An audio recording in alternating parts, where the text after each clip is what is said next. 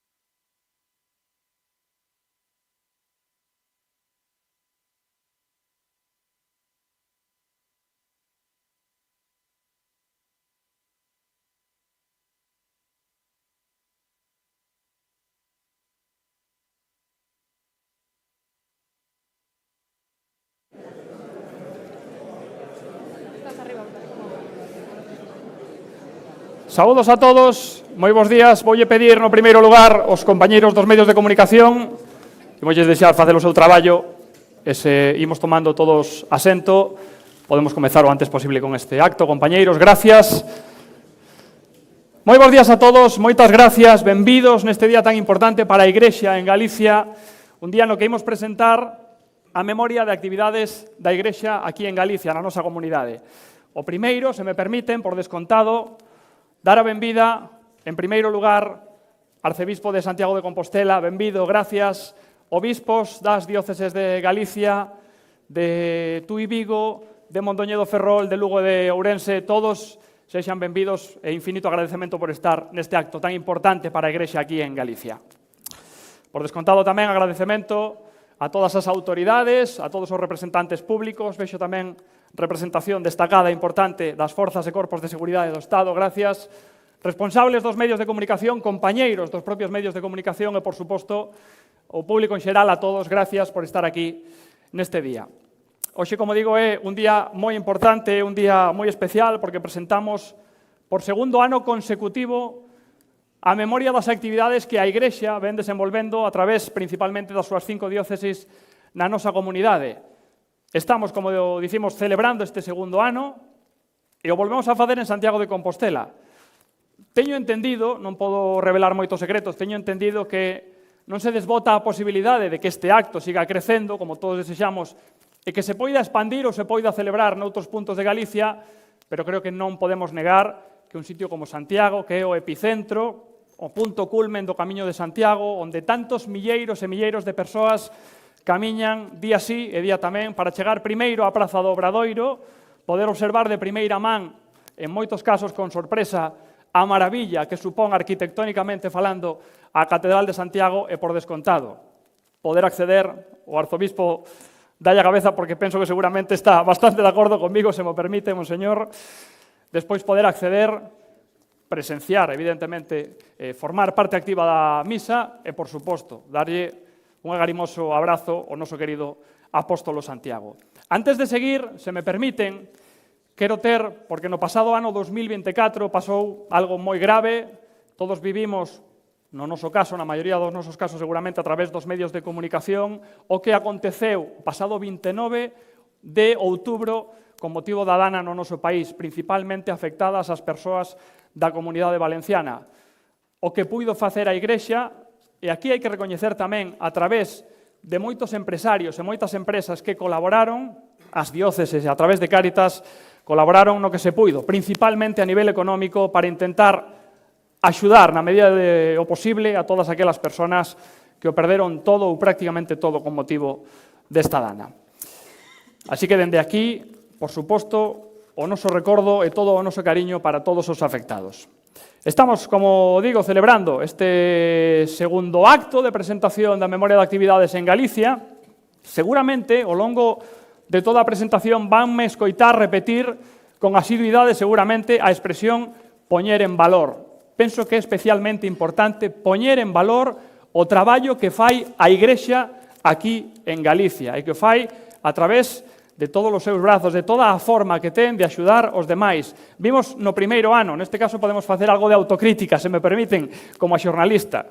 Moitas veces, cando falamos da Igrexa, se presenta a memoria de actividades, falamos todos moito do que a Igrexa precisa, do que a Igrexa necesita a nivel de cartos. Hai moito máis traballo diocesano, pastoral detrás, que é importante que, insisto, o poñamos en valor. Segunda edición, vimos, evidentemente, isto é moi de perogrullo, pero unha realidade, se celebramos a segunda porque vimos dunha primeira que nos recordamos así.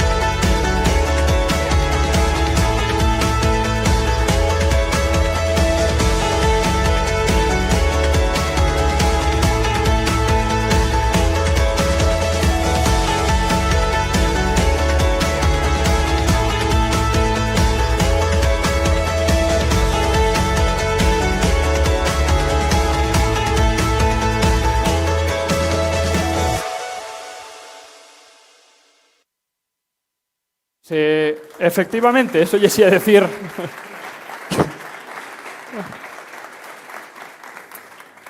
Se mo permiten, voume tomar a pequena licencia de tomar en mans este premio. É un agasallo que recibiu a Igrexa en Galicia. Hai aquí representación, ademais, José María Albalá, se non me equivoco. Gracias, en nome da Conferencia Episcopal, por este premio. Con motivo, precisamente, é un premio Igrexa Sostenible que recibe a Igrexa en Galicia pola presentación, precisamente, do que acabamos de lembrar, na memoria de actividades en Galicia do pasado ano. Así que creo que é máis que merecido este premio para recibir un aplauso que de toda a Igrexa en Galicia.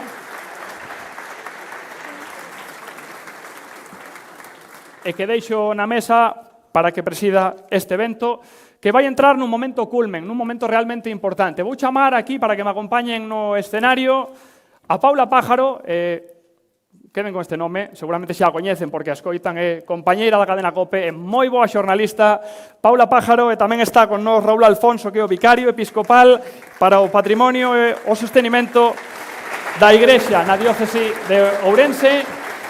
Benvidos. Gracias. Deixolles con eles porque van a explicar pormenorizadamente, con datos e con explicación, con análisis, todos os datos que aparecen na memoria de actividades da Igrexa en Galicia. Moi ben, moitas gracias, Santi. Bueno, o que hoxe imos compartir é o mapa desa pegada que a Igrexa deixa cada día en Galicia. Ese mapa que está feito, podemos dicir, que de rostros, de historias e, por suposto, tamén de mans entregadas. E imos falar, se lles parece, primeiro de sacramentos. Se a vida fose un río, podemos dicir que os sacramentos serían como os afluentes, non?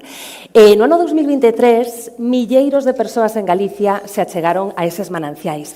En cifras redondas, máis de 8.000 bautizos, case 10.000 primeiras comuñóns, preto de 5.000 confirmacións ou 1.300 matrimonios no ano 2023 na nosa comunidade.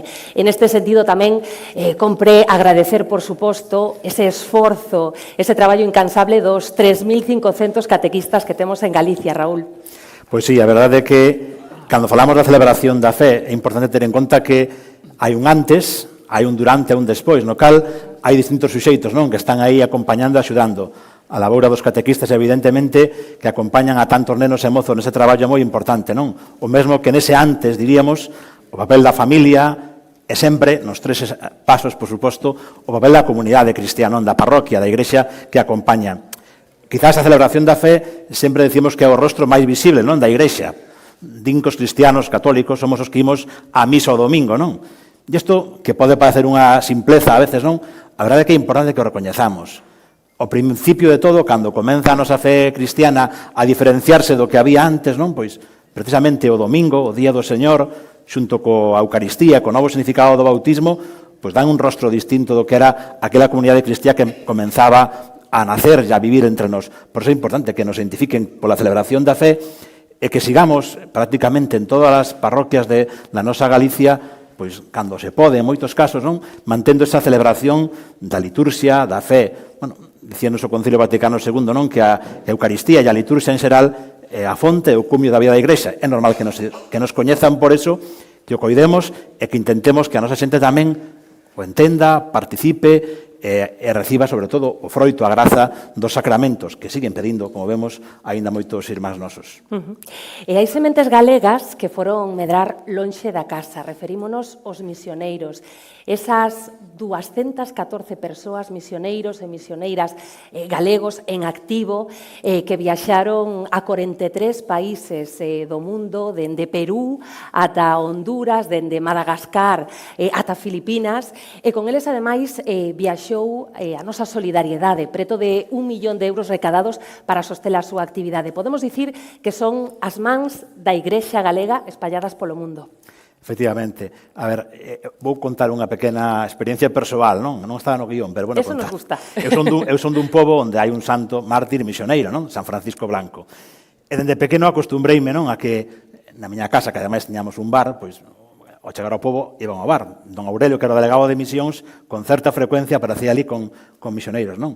Entón, desde pequeno entendín e comprendín, non, que é un orgullo, non? Que cada vez que nos visitan os misioneiros, cada vez que temos noticias deles, e hoxe, pois máis que nunca a través dos medios telemáticos, non? Que temos contacto frecuente con eles, o primeiro que nos supón é orgullo, non? De sentirnos parte desa igrexa que ten mans, como decías ti, que ten sementes en todo o mundo espalladas, pero que ademais, cando veñen onda nós, cando contactamos con eles, supóñenos sempre pois unha chamada e un recordatorio, non? Recórdanos que todos estamos chamados, que todos somos misioneiros dentro do noso bautismo e que estamos chamados a facer presente a Xesús onde estemos, pero que moitos irmáns nosos, ademais, deixan a súa terra, a súa casa, as súas cousas, e vanse, non? A tantas partes do mundo, como ese mapa dos nosos misioneiros ensina, pois a facer presente o Señor.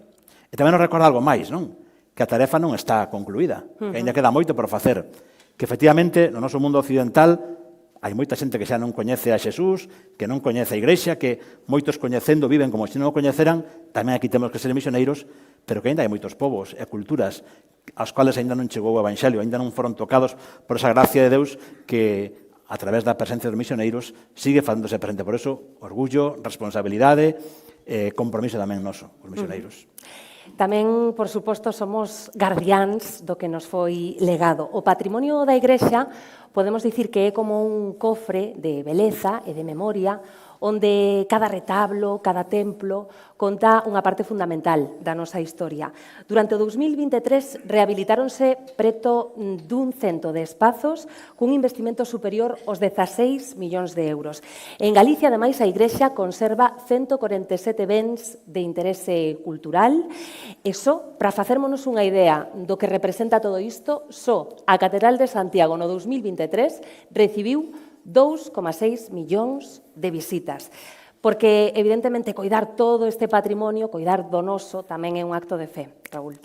É unha fe que crea cultura, é unha expresión xa feita, non? Pero é unha fe que recoñecemos no patrimonio que fai cousas grandes, non? Por eso, primeiro, que sentimos sempre cando nos enfrentamos a esta realidade, non? É gratitude, non? A gratitude de que os nosos devanceiros nos foron deixando unha realidade cultural, patrimonial, que asombra a moita xente, non? Que é unha gran riqueza, pero que tamén para nós ahora mesmo é pois unha responsabilidade, non? Especialmente os que nos dedicamos un pouco a este ámbito nas diócesis, sabemos do importante que é preocuparnos de que eses tellados que dicen moitos curas que teñen en vez de parroquias, verdad? Que estén en pé, que se poidan non solamente aproveitar para o que son, que é para o uso da Igrexa, da vida da comunidade, senón tamén para que os demais poidan atoparse con algo fermoso, bo, bueno, hai unha palabra que ahora está de moda nesto na jerga, skyline, parece que é así, non? Que sí, en galego igual é silueta, non? Cando miramos o aspecto, a silueta dos nosos povos de Galicia, que destaca? Pois destaca o campanario, a torre da igrexa, habitualmente no 90% dos casos, verdad? Bueno, pois é un patrimonio que a fe dos nosos devanceiros creou, que nos transmitiu e que temos unha gran responsabilidade. Como en tantas cousas é un don que nos chegou, pero tamén unha tarefa nosa o seguir conservando e seguir dando isto, non? E é importante que fai uns días tiñamos aquí en Santiago un congreso, non? Sobre patrimonio, decían redundante, non? Creo que entendíamos despois que era como patrimonio que non utilizamos ou que nos pode, entre comillas, sobrar, non? E falaba moito de que eran bens públicos, que eran do pueblo. Bueno, sí, son bens do pueblo cristiano, que os levantou, que os fixo, que os legou e que deben ser, en primeiro lugar, para o uso do povo cristiano, para a celebración da fe, para a vida da Igrexa, pero que tamén a Igrexa, como é universal e católica nese sentido, tamén os ten a disposición, non? Tamén os mostra e os ofrece para que, a través do turismo, a través da cultura, pois poden chegar a tanta xente que en moitos casos son a única ou a primeira ou a máis sinxela catequese que poden tamén recibir do que é a fe da Igrexa, do que somos os cristianos, non? E do que é o noso Señor Xesucristo. E a caridade é o corazón que latexa, podemos dicir que a Igrexa, non? En estado puro. Máis de 135.000 persoas foron acompañadas pola Igrexa en Galicia grazas ao traballo de 590 centros asistenciais. Dende centros de menores, con case 11.000 atendidos, a casas para anciáns ou enfermos crónicos, con 7.800 persoas asistidas, pasando por centros para mulleres vítimas de violencia ou programas para persoas drogodependentes. 2.500 beneficiarias no primeiro caso e 1.500 axudados no segundo. E poderíamos seguir. E Somans Unidas ten preto de 200 voluntarios con 575 proxectos en todo o mundo. E ser casa segura, espazo de confianza, obviamente é un compromiso irrenunciable para a Igrexa en Galicia. Durante o 2023 organizáronse 20 sesións formativas para a prevención de abusos nas que participaron máis de 850 persoas, nenos, educadores, por suposto tamén relixiosos ou sacerdotes. Hai activas, ademais, 5 oficinas diocesanas que atenden e acompañan. E a Igrexa tamén se embarca. En Galicia sabemos moi ben que o mar é sinónimo de vida, tamén, por desgracia, sabemos que é sinónimo de todo o contrario, como temos que contar moitas veces nas noticias, e o mar tamén, en moitas ocasións, é sinónimo de soidade para a xente que pasa esas longas tempadas lonxe da súa casa. En este sentido, en 2023 a Igrexa visitou 300 embarcacións e acompañou a 160 mariñeiros. E non lles quero abrumar con tantas cifras, pero sí que me parece importante tamén destacar este último dato. 47 capeláns, 600 voluntarios e máis de 800 axentes que acompañaron a enfermos e as súas familias en hospitais e domicilios. Unha visita, unha caricia, un sacramento, un alento. E isto todo é a fe en acción, esa fe que se transforma tamén en alimento, en acollida ou en compañía. A veces os números, non, as cifras que aquí están saindo moitísimas, verdad? E non podemos acordarnos de todas, pero eu invitaría que despois, cando teñamos a memoria, miremos os números. Dicimos que son fríos, non? Pero son fríos, pero tamén son significativos, non? E hai que ver que hai detrás deses números. No caso da asistencia caritativa e social en Galicia, pois son sobrecolledores, diríamos. Logo haberá testemunhas desta área. Pero o que diría neste sentido é que, con respecto á vida da Igrexa, os que necesitan, os necesitados, poderíamos decir, sábeno. Saben que na Igrexa teñen non solamente as portas abertas para acollelos, para axudalos, para buscar solución aos problemas, e vemos que así se fai, pero que ademais non solamente son acollidos, sino que son buscados. E son queridos, non? Papa Francisco repetíanos moitas veces que quería unha Igrexa pobre para os pobres. Bueno, pois a Igrexa sai á busca tamén daquelas persoas que a veces non saben que están en necesidade, en apuro, e que son buscados, queridos, acollidos, e na medida do posible axudados con todo o que a xente pon tamén nas nosas mans, non? Bueno, é unha necesidade de ser cristiáns, é unha obriga. Non vamos a renunciar a isto porque senón renunciaríamos, evidentemente, o que é ser cristiáns, vai no noso ADN. Bueno, falamos de cartos, Raúl. Unha labor así, dende logo, require de recursos. En 2023, a Igrexa Galega xestionou algo máis de 73 millóns de euros, un 35% foron achegas voluntarias dos fieis ou, por exemplo, un 29% da asignación tributaria do IRPF. E cara onde foron eses cartos? Pois investíronse, entre outras partidas, case 20 millóns de euros en accións pastorais e asistenciais, 17 millóns na conservación de edificios, no mantemento, no funcionamento, ou 12 millóns en retribucións ao clero. Raúl, de onde veñen esas aportacións, eses ingresos da Igrexa, a máis de marcar o X, a X na declaración da renda ou das aportacións dos fiéis? Bueno, decías que non, que a cantidade fundamental, o monte, o fundamental, ven da asignación tributaria e ven tamén das aportacións dos fiéis, que é o normal, non? A Igrexa ten que ser sostida por aqueles que nos sentimos Igrexa, verdad? Claro. Se algo quedou, quizás na nosa mente, no noso corazón da última Xornada Mundial da Xuventude en Fátima, non? O Papa Francisco nun dos discursos repetía aquilo de todos, non? E quedou casi como un lema, non, desta xornada. Pois neste tema tamén, non? Todos que nos sentimos chamados a vivir na Igrexa, pois temos o compromiso, non? Dunha forma ou doutra, de contribuir, de axudar a que isto sea así. É certo que despois hai un porcentaxe dos ingresos da Igrexa que veñen do propio patrimonio, veñen tamén das administracións públicas, non? Tanto a Xunta de Galicia como as diputacións, os concellos, que colaboran moito tamén, sobre todo no tema de patrimonio. Incluso nos povos máis pequenos temos unha experiencia moi bonita, non? De que moitas comunidades de montes, de veciños, pois cando pensan en invertir eses cartos que consiguen ter do seu patrimonio, dos seus montes, pois pensan, bueno, pois que é o máis importante que hai no pobo? Pois a Igrexa. Vamos a axudar, pois a botar un tellado, vamos a axudar a restaurar un retablo. Bueno, de aí ven un pouco toda esa cantidade, pero máis importante é recordar, non? Que a labor da Igrexa vai adiante gracias a isto, pero sobre todo ese outro patrimonio humano en forma de voluntariado, non? Que dedican tempo, dedican cualidades e tamén dedican, por suposto, os seus recursos económicos a levar adiante o proceso, o programa das distintas parroquias. Cando falamos, ademais, de accións pastorais, acabamos de dicilo, non? Esa labor asistencial. Poñamos un exemplo dun gasto neste capítulo. Pois mira, a Iglesia necesita estruturas, non? Para levar a cabo a súa misión. Por eso, a veces nos parece que os edificios, os espazos que temos nas parroquias ou a nivel das diócesis non precisan inversión, diríamos, para que poidan fazer a súa misión. Pois os espazos son necesarios. Tamén a veces temos a idea de que esta acción pastoral da Iglesia, porque a Iglesia se ten bens, tanto materiais como económicos, como cartos, tenos para evangelizar, tenos para acción pastoral. Bueno, pois, os proxectos que hai concretos de restauración de espacios pastorais, de locales, bueno, pois son tamén unha das inversións que cada ano e cada vez máis, porque son bens que teñen a súa idade e necesitan a súa actualización, pois fai falta levar a cabo inversións habitualmente, non? Bueno, damos cifras orzamentarias, evidentemente dicíamos que nos dá unha imaxe, nos dá unha fotografía da Igrexa, pero tamén é unha imaxe fría. Ao final as cifras, pois son números, non? Non aportan información, pero detrás deses números hai persoas e hai corazón. Eu fai uns anos, había unha campaña, creo, da Conferencia Episcopal que invitaba a despexar a X, non? Non son moi matemático, desde segundo de bacharelato non estudei máis, pero recordo aquilo que había que despexar a incógnita, non? Bueno, pois eu penso que temos que despexar esa incógnita detrás das cifras, detrás dos números, e ver rostros, ver persoas, e ver accións. Tamén é certo que a maior parte da xente que coñece un pouco a labor da Iglesia ou que se achega a unha parroquia, a unha comunidade, solamente con abrir os ollos ve o que hai, non? E ve en que se invirte, ve que é o que se necesita e ve tamén como pode colaborar. Por eso a invitación sempre é acercarnos con unha mirada, diríamos, sin prexuizos, limpa, positiva, para poder tamén sentirnos implicados nesa labor da Igrexa, non?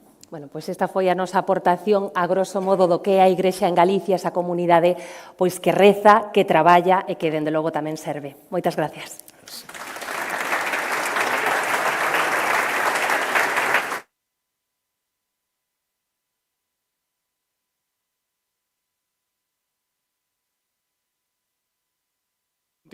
Ahora sí, que tal? Imos escoitar, dicíalles a continuación, a Icía Varela e a Lucas Rama, que estará tocando a guitarra, van a interpretar un primeiro tema, van nos acompañar en máis ocasións durante a mañá, despois seguimos con este acto, seguramente moitos de vostedes xa a coñecen, Icía, malpicana de pro, profesora de pandeireta, mestra, de moitas outras actividades importantísimas para a nosa comunidade aquí en Galicia, así que con eles lles deixo.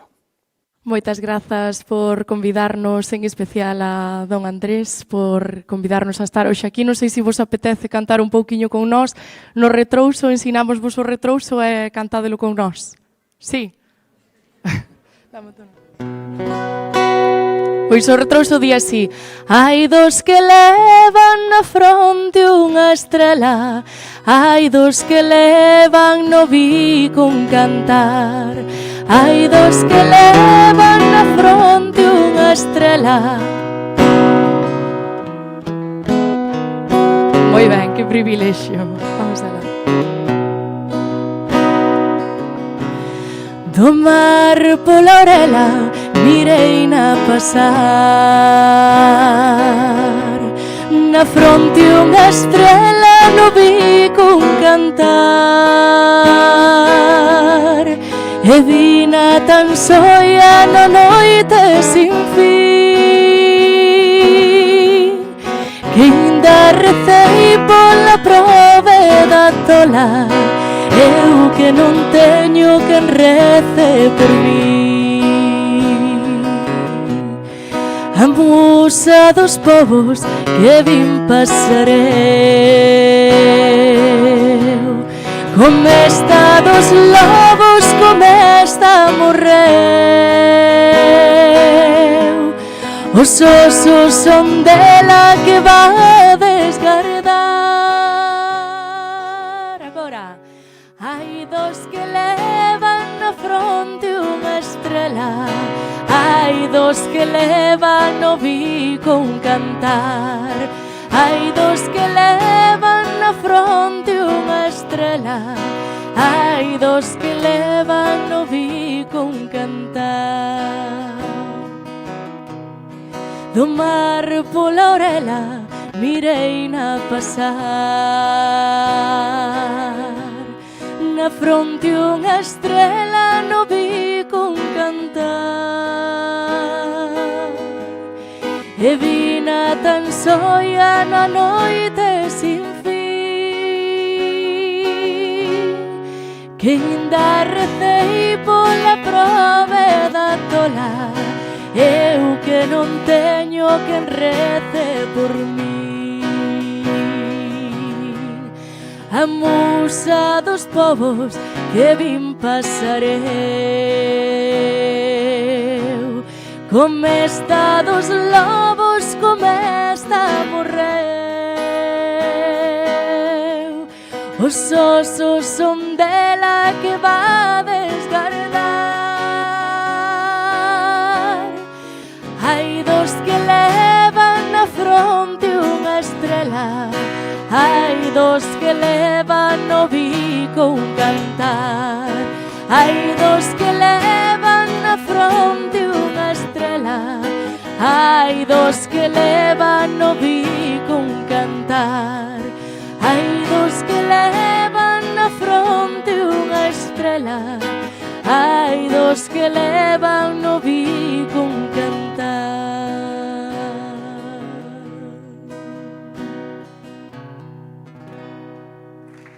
Gracias.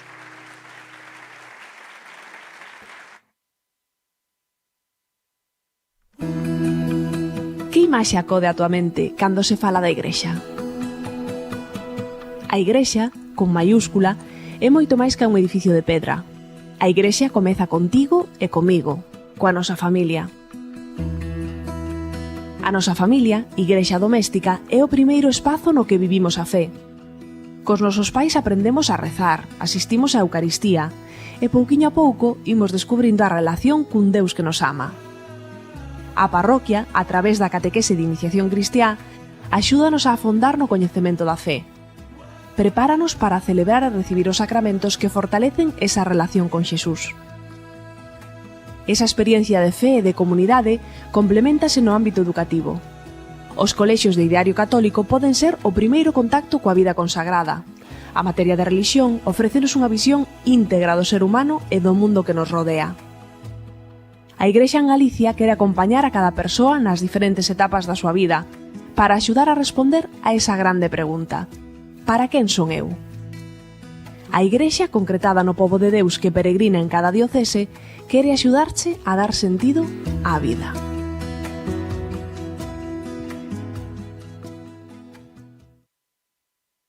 Importante, o que acaba de aparecer na pantalla, non quero esquecer a oportunidade de agradecer aos compañeiros da Televisión de Galicia por cedernos parte destas imaxes, gran parte destas imaxes, para que se puderan montar estes vídeos e poder ilustrar doutro xeito. Paréceme moi axeitado ese aplauso. Ao final, isto non deixa de ser un traballo de todos. Nun vídeo no que se fala sobre vocacións, sobre sacramentos e sobre educación. Cando falamos de sacramentos, os sacramentos que importantes son, sen dúbida, por descontado para quen o dá, quen o concede, e que imos dicir de aquelas persoas que o reciben. Cando falamos de vocacións, a importancia de saber escoitar o corazón en momentos tan determinados, cando sentimos a chamada de Deus, esa porta non pode manterse pechada. E cando falamos tamén de educación, seguramente a educación, penso que quizáis na maioría dos que estamos aquí estaremos de acordo en que debe ser elemento vertebrador de toda a nosa vida. Algúns datos, por aportar algúns máis do que xa puxeron sobre a mesa Raúl e Paula. A Igrexa en Galicia está conformada por máis de 1.100 sacerdotes, 1.465 relixiosos e relixiosas, 53 seminaristas, 325 monxes e monxas de clausura distribuídos en 34 monasterios. Ademais, en termos directamente de educación, máis de 1.000 profesores de religión, máis dun centenar de colexios concertados de Ideario Católico ou 11 colexios diocesanos. É un momento tamén de comezar cos testimonios.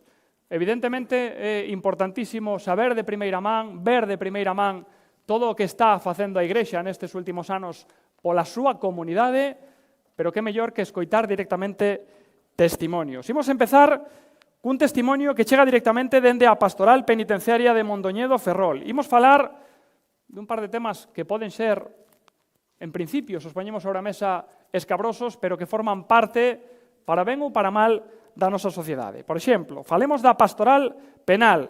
voulle pedir que me acompañe aquí neste escenario a Nieves Espiñeira, é a delegada de Pastoral Penitenciaria da Diócese de Mondoñedo Ferrol. Nieves, acompáñame. Un aplauso para Nieves, por favor.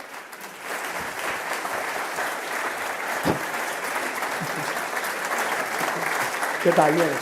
Hola, gracias. Tome sento. Vamos falar un pouco con Nieves. Nieves confesábame antes de empezar este acto que está un pouco nerviosa, así que imoslle prestar atención, pero que non o fagamos moito peor, verdad? Nieves, benvida e gracias. Gracias. Imos por parte, Nieves. Sí. O primeiro, pregunta moi básica, contanos. Cal é a túa misión, a túa función, neste caso como a delegada da Pastoral Penal? Eu son delegada diocesana de Pastoral Penitenciaria, non penal. Penitenciaria é todo o que se vai referente ao penitenciario. E penal, pois é o dos xulgados. O bispo, son nombrada polo bispo da diócese para desempeñar a labor pastoral dentro da diócese e, en este caso, tamén dentro do cárcere en Teixeiro, ainda que non temos cárcere dentro da diócese, pero sí temos moitos presos, non? E despois, a área, temos a pastoral penitenciaria ten 3 áreas: a área xurídica, a área religiosa e a área social. É como se define realmente a pastoral penitenciaria dentro da Igrexa.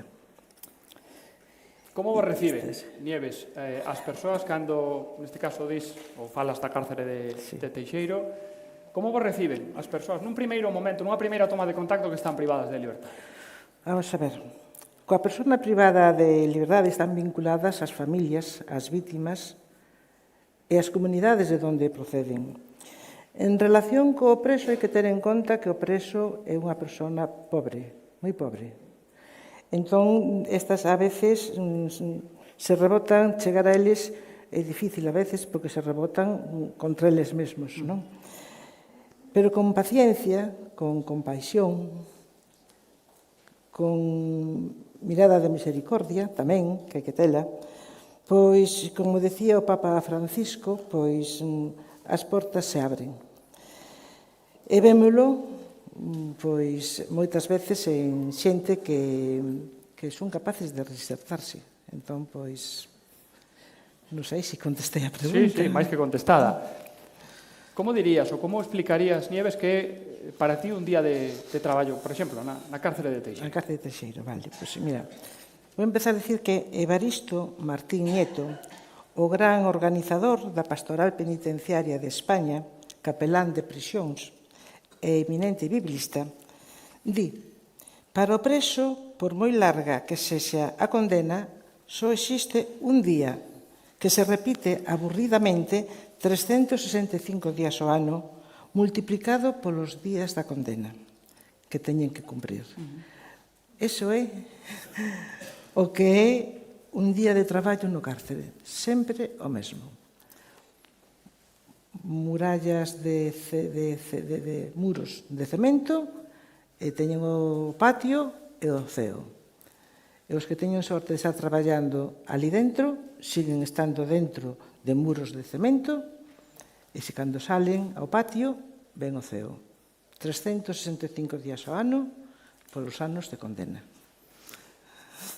Permíteme que me saia un pouco do guión, porque se me está ocorrendo o problema que a veces temos os xornalistas que nos gusta moito salirnos do guión. Nun sitio que nos acabas de describir como unha cárcere, neste caso a de Teixeiro. A de Teixeiro.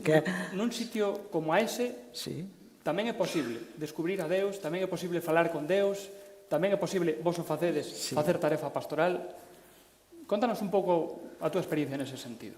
Mira, San Pablo II xa dicía: o tempo do cárcere é tempo de Deus. O sea que penso que estamos xa na liña. Por tanto, a impresión que teño, a miña saída cando vou, pois é de... Se o encargo que me fixo Deus, porque é un encargo de Deus, é nomeada polo bispo, pero é un encargo que teño de Deus, de se empaticei cos presos, cos internos, se o fixen ben. Mas se facelo ben é se si supen escoitar, non? Si saio con unha impresión boa de Dalí, pois saio contenta. E se non, pois digo, bueno, pois para o próximo día terei que mellorar. E non perder a esperanza, nunca le perder a esperanza. Entón, bueno, pois isto é... Están tamén os funcionarios, que son os nosos funcionarios, que tamén entran parte da nosa misión de pastoral. Saber ter empatía, escoitar, animar, forman parte tamén da nosa función de pastoral dentro do cárcere. Imagino que con tantos anos traballando xa cos internos, con estas persoas que están privadas de liberdade, quero pensar que terás moitísimas anécdotas. Non sei se nos podes contar algunha ou compartir algunha con todos nós. Bueno, mira, desculpa. Por o que vou decir, non? Cando as persoas están sufrindo, non hai anécdotas. Hai moito dolor e sufrimento. Pero no medio diso, hai alegrías, tamén moitas alegrías. E hai que se pode facer luz na escuridade e sentirse queridos e crear esperanza. As cousas máis pequenas que nos podemos imaginar son as que poden dar alegría e moitísima paz. Por exemplo, un calendario cando chega ao Nadal e a Ano Novo, con que cariño recollen un simple calendario, un rosario para poñer ao colo tamén. Despois tamén están os escapularios. Quero dicir que necesitan algo físico que teñan que poder agarrarse a eles, non? Entonces, o Cristo do Rosario agarran aí. E o calendario é porque para eles é importante, pois cando van a ter un vis-a-vis, cando van a ter a sentencia, pois o que fora non lle damos importancia, ali dentro sí. Entonces, non son anécdotas de sufrimento e tristeza, non? E despois, alegrías, porque eles fan traballos nos talleres e regalan con moitísimo cariño e ilusión pois para levar ás parroquias traballos que fan con papel ou de pulseiras, non? Entonces, eso a eles dalles, cando subimos ao taller e os animamos e lles damos as gracias e os valoramos e dicimos que teñen unha creatividade moi boa, non? Pois eso anima e dá gracias. O sea, que a veces pequenas cousas, pequenas alegrías, pois son as que abundan, non? E mesmo, pois a veces me piden, e levo, pois, para facer en papel, para dibuixar, pois un Cristo. E, bueno, pois dibuixan o Cristo e me teñen dibuixado, me teñen regalado. Ou a veces me din que lles gustaría ter algo para ler, pois e teño levado a de Mario Benedetti, non? A poesía de... Non te rindas, por favor, non? Pois, como vedes, pois, anécdotas non, son experiencias duras, porque miseria o que hai, pero moita esperanza a que temos. Nieves, sí. Gracias polo vosso traballo e gracias pola vosa dedicación, Nieves. Vale, pois gracias a vos. Gracias. Aplauso máis que merecido para Nieves. Polo seu traballo, insisto, pola súa dedicación con estas persoas privadas de liberdade. Precisamente imos escoitar un testimonio dunha persoa que está privada de liberdade e que, como lle preguntaba eu a Nieves, tamén é capaz de ver, de encontrarse con Deus incluso dentro dos muros dunha cárcere. Eu de neno e de rapaz tive principios. E na miña casa houbo educación e orientación religiosa dentro da nosa humildade. Traballei moito, pero revirouseme a sorte. Vime afundido. E cando un non ve saída, botas ao monte, como os lobos, e faz cousas que non debes. E rematas aquí.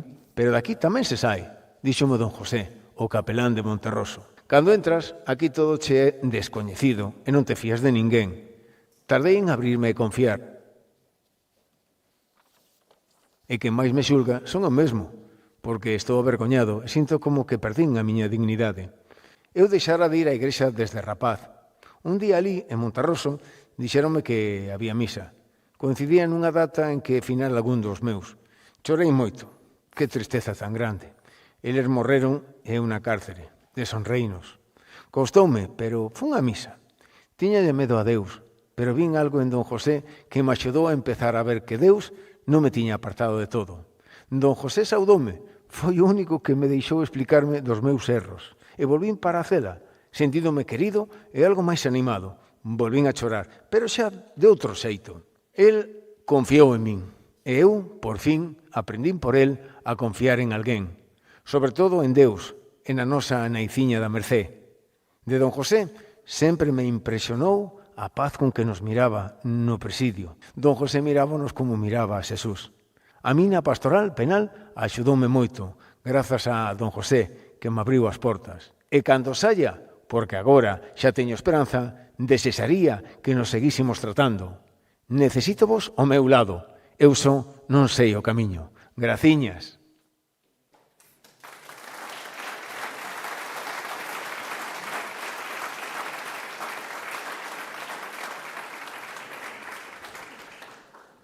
Icía e Lucas, que van interpretar de novo un segundo tema.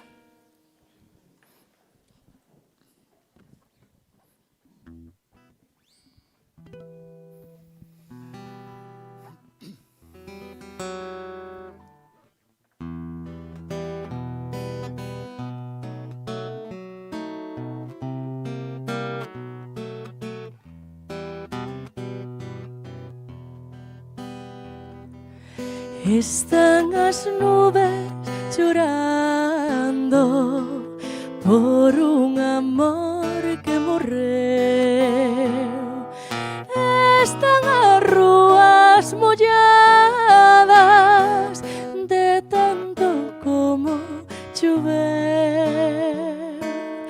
Están as nubes chorando por un amor que morreu. Están as rúas molladas de tanto como choveu.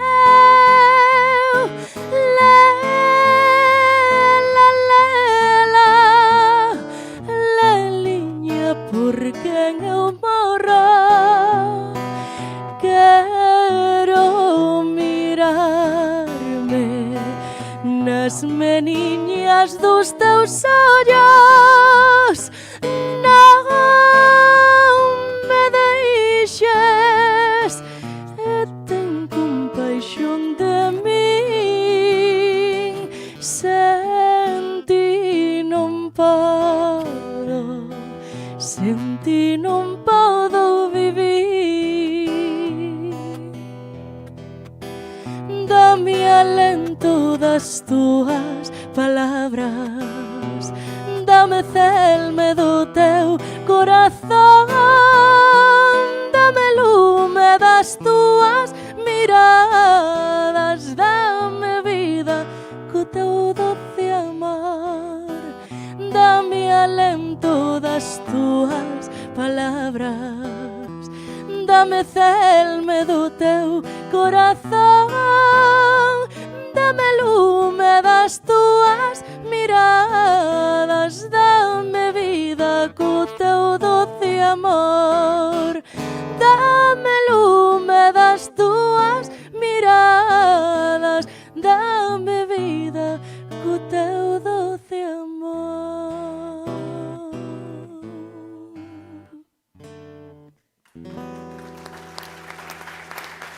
Gracias.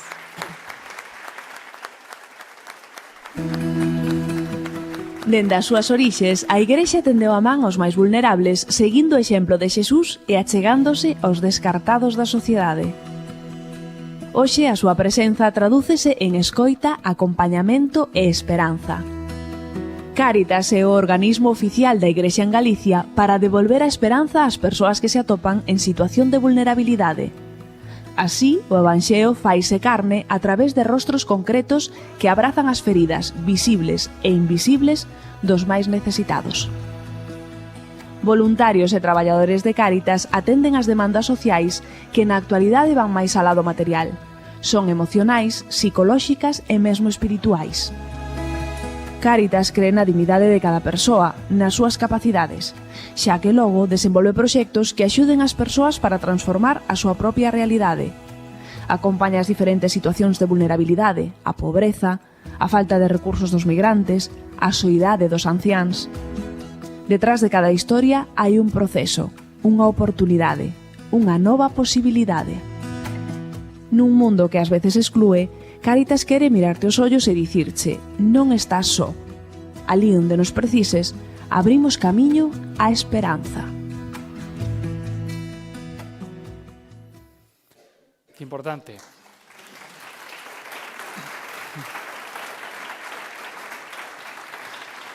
Que importante, sen dúbida, eso de non estar só. Eu non tive a oportunidade, polo plan de estudios no seu día, de estudiar latín, senón que me corrixan os que saben, pero Cáritas, se non estou eu mal informado, que podería ser, ven a ser unha reflexión que di algo así como amor profundo, non? Que mellor que Cáritas, polo seu traballo, felicitalos desde aquí, polo moito que fan, sobre todo polos demais, pola compañía, pola axuda, que fai tanta falta nestes tempos. Imos seguir cos testimonios. Neste caso vai chegar un testimonio tamén, creo que impactante, dende a diócese de Ourense. Imos falar de trata e de explotación sexual.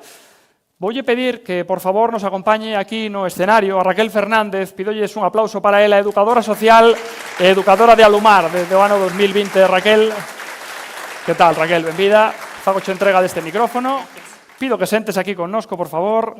Vasme disculpar que paso por diante, mala educación a miña. Raquel, benvida, gracias o primeiro polo voso traballo. Contanos un pouquiño, por se alguén o descoñece, en que consiste, por empezar polo principio, o programa Alumar. Bueno, nada, comentaros que nosotras apoyamos y acompañamos a mujeres víctimas de trata, mujeres en contexto de prostitución, mujeres que han sufrido explotación sexual y mujeres vulnerables en general. Eso es el perfil de mujeres que acompañamos, que apoyamos, pero cada persona cuenta, es decir, que siempre hacemos entrevistas e intentamos conocer la realidad de cada mujer para intentar apoyarlas desde el momento cero. ¿Cómo facedes vos? Me voy a pasar al castellano, con tu permiso. Vale. Respondes en castellano, nos pasamos. Sí, perdón. ¿Cómo trabajáis vosotros con estas mujeres, con estas personas? ¿En qué facetas les podéis ayudar? A ver, realmente tenemos como áreas muy definidas, aunque todas se entrelazan. Tenemos una vivienda de protección en donde pues tenemos acogidas a mujeres, pues como os decía, víctimas de trata y de contexto de prostitución. Una gran diferencia de nuestro centro es que acogemos a mujeres embarazadas y mujeres que tienen niños a su cargo. Esta vivienda, como digo, es de protección, pero como os decía, la suerte es que podemos evaluar cada caso y acogemos a veces en otro tipo de situaciones. Después, bueno, pues también trabajamos como lo que entendemos como un centro de día, ¿no? Para entendernos, en donde las apoyamos a todos los niveles. Des en cuenta que las mujeres en contexto de prostitución son unas mujeres muy vulnerables de nuestra sociedad.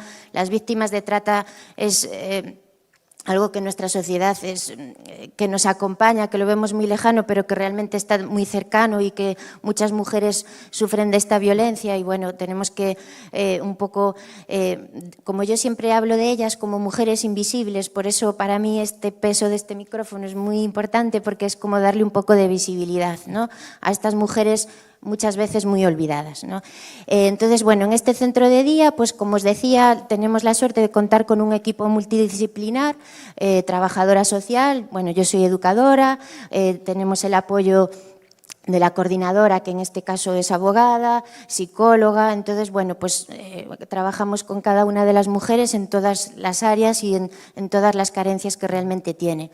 Y después otra cosa que hacemos es el trabajo de calle, que realmente vamos a los clubs, vamos a los pisos. ¿Por qué esto? Porque siempre es muy difícil pedir ayuda, dar ese primer paso y entonces intentamos suplir pues esa dificultad de que ellas se acerquen a un recurso a pedir ayuda, pues por eso nosotras hacemos ese trabajo de acercamiento al contexto y para que sepan que no están solas. Recojo tu respuesta, Raquel, y te pregunto, ¿cuál es la reacción de las mujeres? Imagino que en un principio, cuando os acercáis a ellas, habrá un poco de todo, incluso que, imagino, incluso que miedo, supongo que por momentos rechazo. ¿Qué os encontráis y cómo es ese camino de acompañamiento para que ellas también entiendan que estáis allí para ayudarles? Bueno, yo creo que debemos de entender y ponerlo un poco, informar a todos que la mujer en contexto de prostitución no se siente mujer, no se siente persona, se siente cosa. Es intercambiable, vendible y utilizable. Todo esto hace que no se sienta merecedora de derechos. Muchas veces no se ven como víctimas, ¿no? Entonces, todo esto hace que cuando nosotras llegamos a clubs o como hacemos este primer contacto, siempre un caparazón de desconfianza. Es importante también explicar que una mujer en contexto de prostitución nunca utiliza su nombre, utiliza otro nombre, es otro papel. Ellas juegan un papel, desempeñan un papel en este contexto de prostitución. Por eso os decía que es muy complicado muchas veces hacerles entender que son merecedoras de derechos, que sus sentimientos también le tenemos que dar importancia. Y bueno, es lo que yo os decía, que a veces nos ven con recelo, con desconfianza, pero bueno, poco a poco es crear ese clima de escucha, de confianza y de apoyo. Por último, Raquel, estamos hablando de un problema bastante más extendido de lo que podamos creer en la sociedad en general. Sí, mucho más. A ver, realmente las víctimas de trata muchas veces las vemos como muy lejanas a nuestro territorio.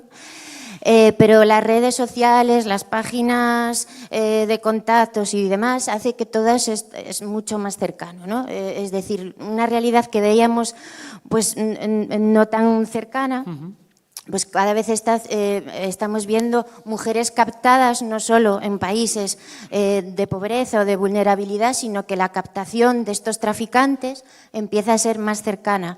Entonces, bueno, pues es lo que nosotras muchas veces decimos, que son mujeres olvidadas e invisibles, pero que a veces las veíamos muy lejanas, pero que están aquí a nuestro lado, y que cada vez esas al acecho de estos traficantes pues están todavía más cercano.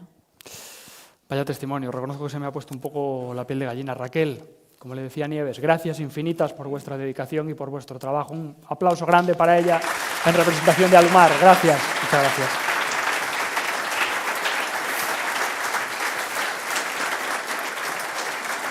Para zanjar este tema, dándolle o valor que ten, pídolles que presten moita atención a este testimonio dunha persoa que é víctima. Me recogió un señor y me llevó a un hotel. Era un hombre muy educado. Algo después me invitó a salir para conocer la ciudad y me llevó a una discoteca. Ahí me quitaron mi pasaporte y el teléfono. Al preguntar qué había pasado, me decía que no me preocupara. Así me tuvo 3 días. Luego me dijo, vamos a conocer a la señora. Se me fue el miedo mientras la anciana me agarraba y me besaba la mano. Pero nunca volví a esa casa ni a ver a mi antiguo acompañante. A día de hoy, aún sigo preguntándome cómo un señor que me trataba como si fuera su hija pudo hacerme eso. Cuando regresé al hotel a por mis cosas y bajé a la calle, me esperaba con su coche un hombre rumano. Tenía mucho miedo. Si le preguntaba algo, me mandaba callar. Puso una pistola en la guantera para que viese que tenía un arma. Él me llevó al club, uno en algún lugar muy lejos de la ciudad, porque fueron 2 horas de trayecto. Cállate, que voy a matar a toda tu familia, decía. Yo me callé, pero seguía llorando. Al llegar recuerdo un club con muchas luces a cargo de una señora colombiana. Yo le dije, no quiero que nadie me toque sin que yo lo quiera.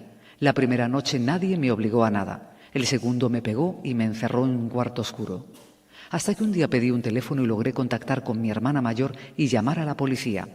Al llegar los agentes, los del club les dijeron que nadie estaba a la fuerza, pero yo tenía el cuerpo amoreteado. Enseñé mi brazo lleno de golpes, cogieron mis cosas y me llevaron a comisaría. No le deseo esto a nadie porque es horrible. Quiero que las mujeres hablen y no tengan miedo de denunciar. Cuando llegué a Ourense era muy insegura, no podía estar con otras chicas, pero desde Alumar me levantaron el ánimo.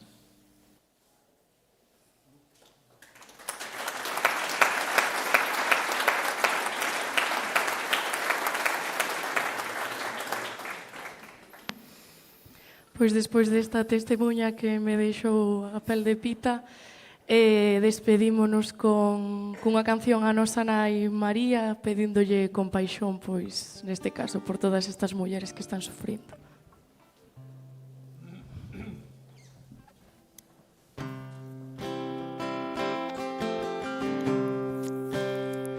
María, mírame, María, mírame. Si tú me miras, Él también me mirará. Madre mía, mírame, de la mano llévame, muy cerca de Él que ahí me quiero quedar. María, cúbreme con tu manto, que tengo miedo, no sé rezar, que por tus ojos misericordiosos tendré la fuerza, tendré la paz. María, mírame, María, mírame, si tú me miras, Él también me mirará. Madre mía, mírame, de la mano llévame muy cerca de Él, que ahí me quiero quedar.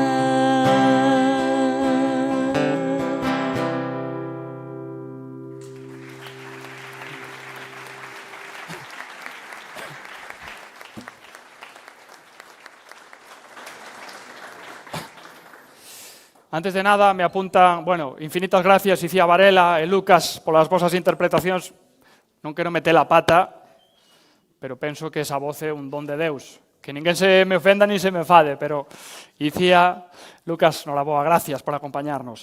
Apuntábame correctamente, esquecínme de dicilo, os testimonios que escoitamos, os audios que escoitamos son, evidentemente, testimonios reais que prefiren, como é lóxico, penso que totalmente entendible, guardar o seu anonimato, pero que querían de algún xeito compartir con todos vostedes a súa situación, o que están vivindo, sobre todo, como a Igrexa, con cada brazo, con cada parte, con cada organización dentro das propias dióceses é capaz de axudar a todas e cada unha das persoas. Imos seguir, imos falar agora das parroquias, imos falar de como se distribúe Galicia, de como se distribúen as súas dióceses. Galicia conta con 3.659 parroquias, en contra do que algún poida pensar, a meirande parte delas son parroquias rurales, o resto parroquias urbanas. Imos manter unha conversación, se me permiten vou saltar un pouco o guión, porque vou chamar agora a dous invitados para que teñamos dous testimonios. Por un lado, José Criado, que chega directamente da diócese de Lugo, que é o rector do Santuario do Corpiño, coordinador da unidade pastoral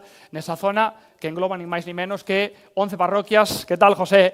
Benvido, moi boa, se me acompañas. E tamén Carlos Notaro, que é un emigrante nacido en Venezuela e que hai uns anos, no ano 2021, xunto a súa muller e os seus fillos, decidiu emprender a viaxe tan importante de vir a Galicia. Hola, Carlos, pídolles un aplauso para ambos. Que tal, benvidos? Dicíalles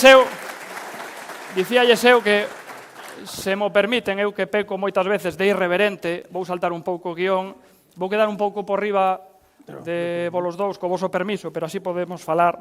Vou sentar aquí para falar un poquinho con vos do que acontece nas nosas dióceses. José, Carlos, vou empezar por ti, José, se che parece. Contanos un pouco como vos organizades.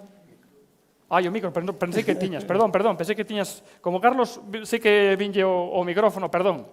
Gracias, estas son, como dimos os xornalistas, cousas do directo. Aí tes, José, gracias. A unidade pastoral, como vos organizades vos na vosa diócese, no teu caso, como organizades vos a vosa unidade pastoral? Bo día.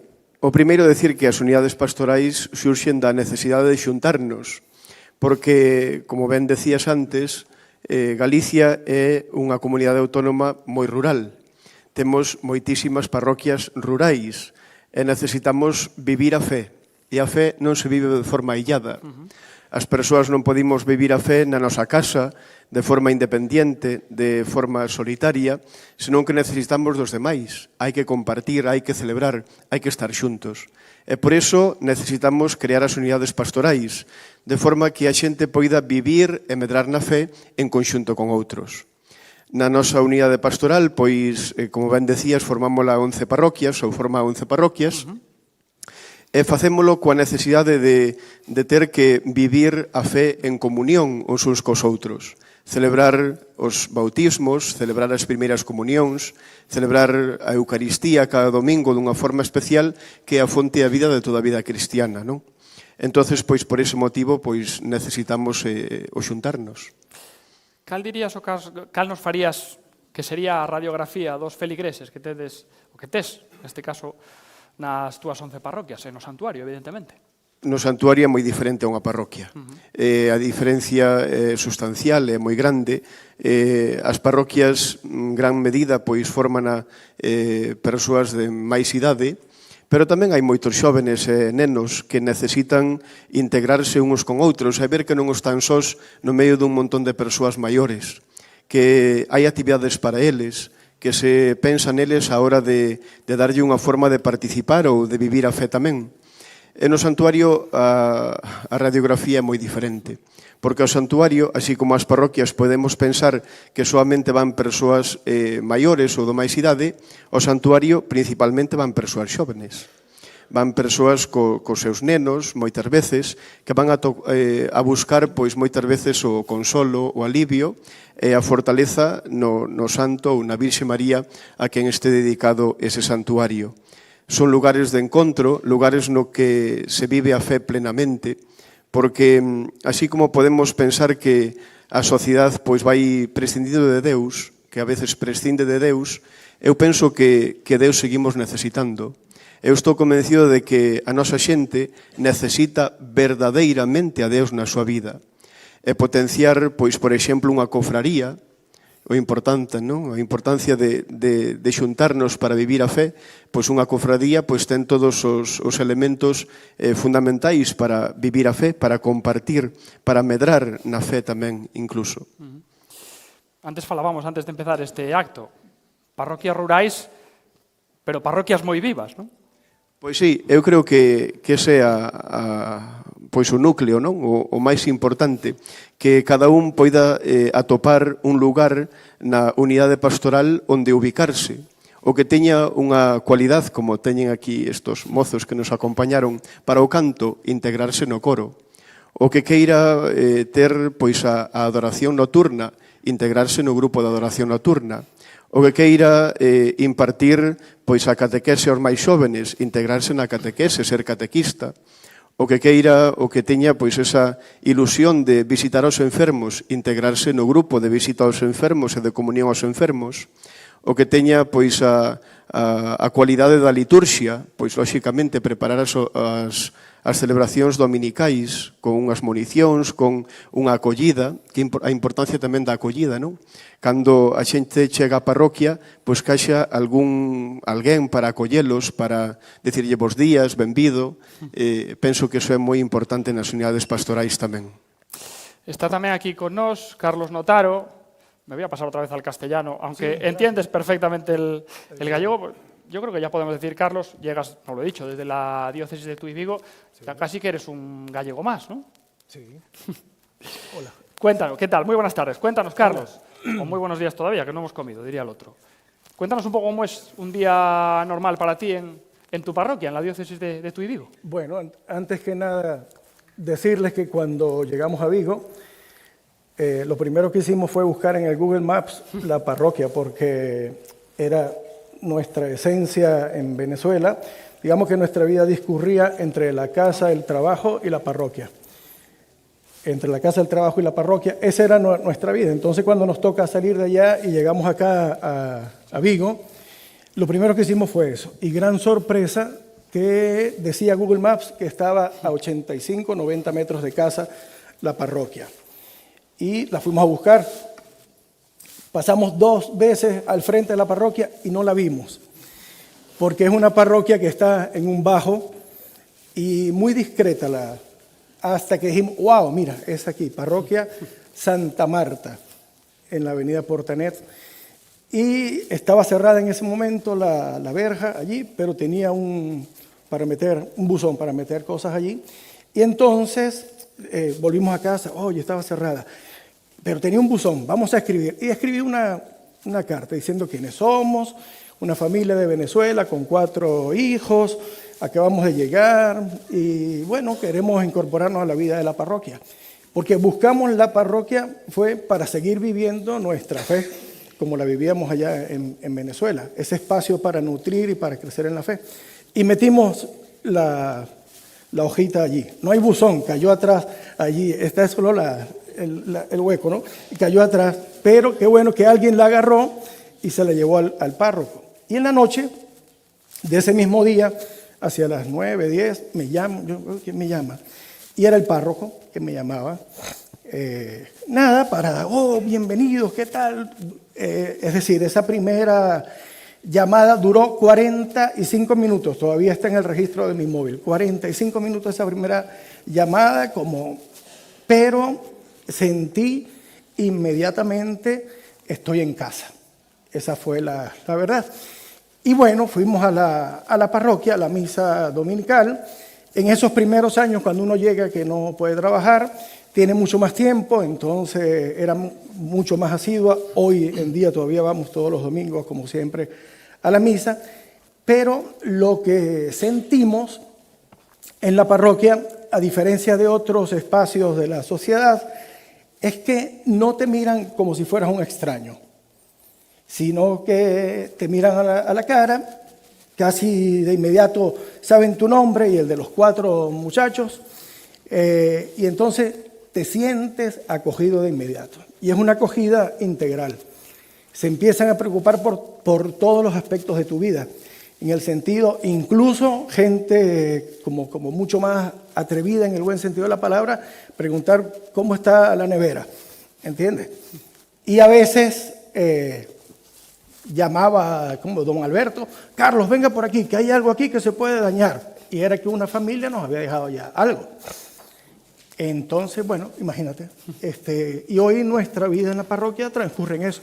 Es nuestro espacio donde crecemos en la fe, es un espacio seguro donde nuestros hijos pueden tener amistades que comparten nuestros valores. En tu caso, que eres migrante, sí, la palabra acogida ha cobrado su máximo esplendor, ¿no? Entonces, en tu parroquia. Sí, y la hermosísima casualidad que la patrona de la parroquia sea Santa Marta, que es experta en acogida, que acogía a Jesús tantas veces. Y entonces, para nosotros, la parroquia ha sido otra Betania. Nos hablas de tu experiencia desde que creo que en 2021, si no me corriges, sí, llegas con tu mujer y con tus hijos a Vigo. La diócesis de Tui Vigo. Tú ya vivías tu fe con tu familia anteriormente, sí, al otro lado del charco, ¿no? Desde niño, claro, sí. Muy bien, Carlos, José, gracias por vuestro testimonio, gracias por o vosso testimonio. E a seguir traballando, que fan falta moitas mans para que isto siga, que o ano que ven podamos celebrar o terceiro evento para presentar unha nova memoria. Gracias, Carlos. Gracias.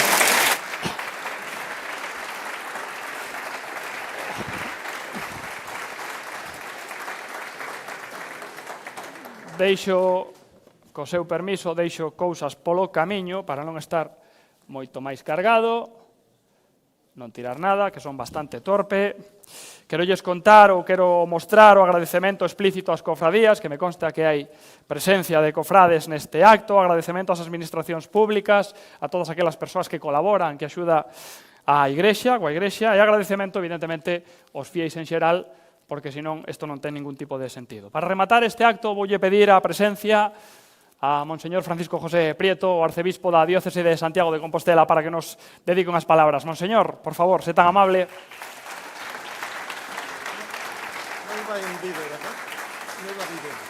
Creo que no. Ah.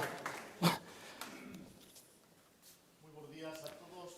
¿Escoítase? No, espere un segundo, monseñor, que a ver se van a enchufar aquí un segundiño. A fe vívese en comunidade. E esa comunidade precisa dun espazo no que atoparse, compartir e celebrar. En Galicia, as nosas igrexas son moito máis que edificios. Son testemunhas da historia, puntos de encontro onde a fe cobra vida e se afianza o diálogo fraterno. Un legado de valor incalculable que debemos preservar. A conservación deste tesouro cultural, social e económico que forma parte da alma de Galicia non é só unha responsabilidade da Igrexa, é tarefa de todos. É un compromiso compartido entre institucións públicas, confrarías, asociacións de fieis e a comunidade no seu conxunto. Todos, en estreita e mutua colaboración, sumamos esforzos para manter vivo este legado. Falar do patrimonio da Igrexa non é só falar de templos, é falar dos estilos artísticos que marcaron a nosa historia, das imaxes dos santos que interceden por nós, da ourivaría que embelece a liturxia nos achega a Deus a través da fermosura, das tradicións, romarías e expresións de piedade popular que pasaron de xeración en xeración reflectindo a identidade e a fe dun pobo. Igrexas, romarías, tradicións son unha ponte entre a fe e a cultura. Un testemunho da presenza de Deus na historia e un recordatorio da beleza da creación que nos convida a recoñecer a obra de Deus no devir da humanidade. Protexer o noso patrimonio e preservar a nosa identidade. Coidar o que recibimos é un acto de gratitude e un compromiso co futuro.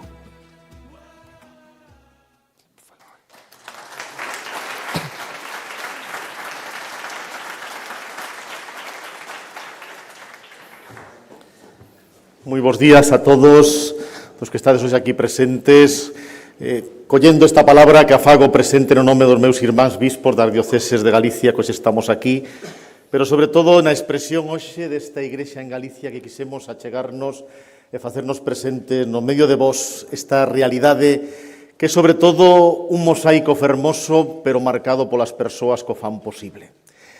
Durante estas últimas, prácticamente o último mes, a atención mediática indiscutiblemente levounos a todos cara a Roma.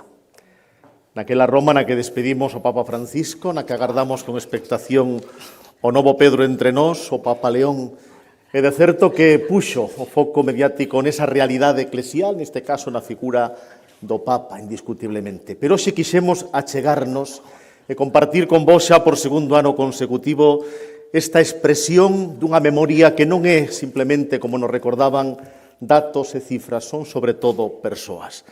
Permitídeme que faga con vos como un viaxe no tempo, pero que nos pode axudar a entender o que pode sigue a significar no presente, porque a fin de contas o presente recolle o legado do pasado e aventura ese futuro que estamos sempre a construir tamén como a Igrexa presente en Galicia. Porque de Roma falábamos e pensad en algo tan significativo que cando en Roma se está construindo un dos máis emblemáticos expresións precisamente de poder imperial, como era aquel anfiteatro Flavio, construído, como sabemos todos, no resto do que fora aqueles palacios de Nerón, o Coliseo.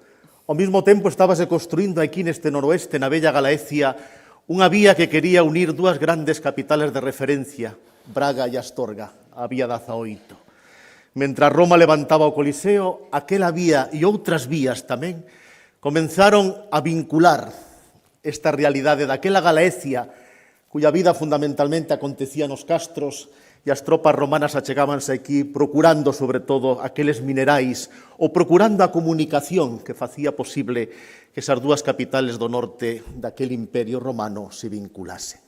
Pero, como diría a grande Rosalía, a pase niño, foi a través desas vías, como se fixo posible a presencia, primeiro, de cristiáns anónimos, de certo que quedaba xa agochada ata comenzos do século IX, aquela memoria resto do apóstolo Santiago, tamén naquela vía romana, nun monte chamado Libredón, pero que botaría séculos na garda de que foran descubertos.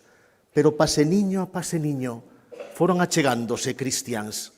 Fóronse facendo pequeniñas comunidades que fixeron posible que ao longo do tempo tamén foran permeando a vida daquelas primeiras realidades da nosa querida Galicia. Aquela Galicia que foi terra de castros, que foi terra de suevos, que foi terra de cristiáns, que foi terra invadida e ameazada, pero sempre vivindo nesa fe que moitas veces no anonimato e no silencio foi percorrendo os séculos. Hoxe achéganse ata nós ese hoxe do que somos herdeiros, pero tamén responsables dun futuro que estamos a construir nesta igrexa en Galicia. Unha igrexa que, como nos recordaban, un levanta mirada e enseguida descubre e ve aquel campanario, o máis cercano e querido da nosa parroquia, do noso santuario, as fachadas das nosas catedrais, os camiños que levan a tantos romeiros ás celebracións festivas, os camiños que levan a tantos homes e mulleres a buscar oportunidade de dignidade.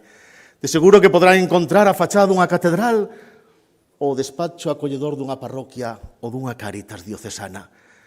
Pero tamén esa igrexa que celebra vive a súa fe naquel século I nos seguintes, no silencio e no anonimato, pero hoxe xuntándose sendo catequistas voluntarios, nenos e maiores, familias sendo fogar nesta igrexa en Galicia, que quere compartir entre luces e sombras, evidentemente, pero quere seguir compartindo, pase niño, a vida destes galegos e galegas do século XXI, ofrecéndolle o mesmo que Xesús de Nazaret veu a traer entre nós, co apóstolo Santiago e os demais apóstolos levaron máis alá daquelas terras onde viviran, naquela Palestina que hoxe evocamos certamente como terra de conflito e desexamos que sexa terra de paz.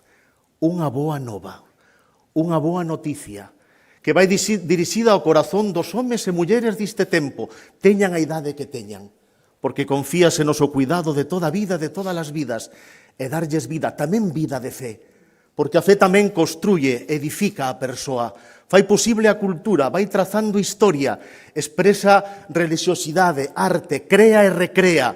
Certamente, aí o temos, agradecémolo e cuidámolo. Un patrimonio máis importante, todos e cada un daqueles que hoxe foron aquí expresados a través das testemunhas que escoitamos.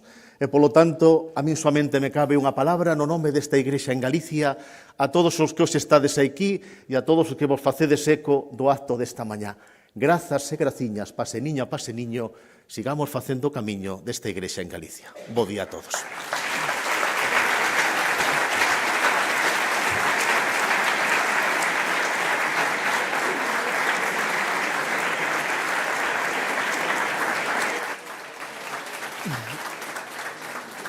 Monseñor, preséntolle as miñas desculpas públicas e a miña obrigación, ademais, síntome co desexo de facelo, quixen saltar tanto o guión que ao final vinlle paso a vostede antes de finiquitar o acto e casi saltamos o vídeo do patrimonio.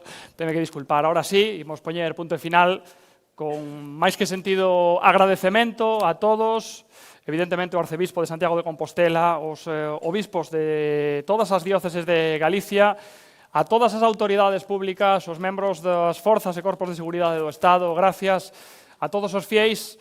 Creo que o de Monseñor é unha boa mensaxe para rematar. Sigamos facendo igrexa. Ahora imos tomar un ágape, hai un viño, dime que no hall do hotel a continuación. Se me permiten a licencia, bueno, voulles pedir un favor. Vou volver a saltar, Monseñor, vou volver a saltar o guión porque eu son así, se me permiten. Un aplauso para todas aquelas persoas que traballan tanto tempo para que este acto teña todo o sentido que ten, que me consta que traballan moito, para que todo saia tan ben. E agora sí, por último, e se Deus quere, nunca mellor dito, de hoxe nun ano. Gracias.